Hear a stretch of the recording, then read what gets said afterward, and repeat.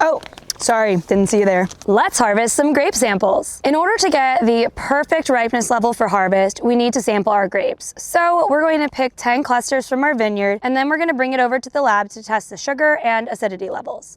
Let's test this fruit. All right, so now I'm just crushing the fruit. It's a lot easier to do inside of the Ziploc bag because it's all consolidated, and then we'll strain it once it's good and crushed and we've got enough juice. You can also see that the juice is starting to look kind of purple, and that's because the skins are starting to run. Naturally, grape juice is pretty much clear or white. The color comes from the skins.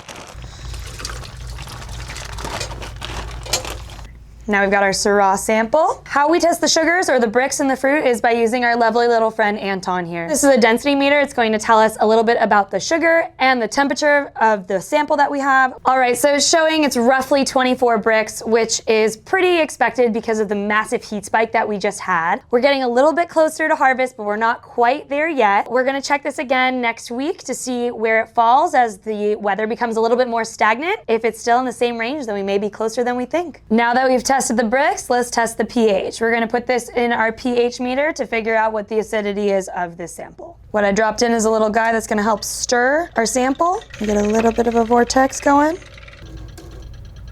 So that's exactly where we want the pH to be, somewhere between the 3.4, 3.5 range. Perfect amount of acidity. I am very excited for this wine to come out in April.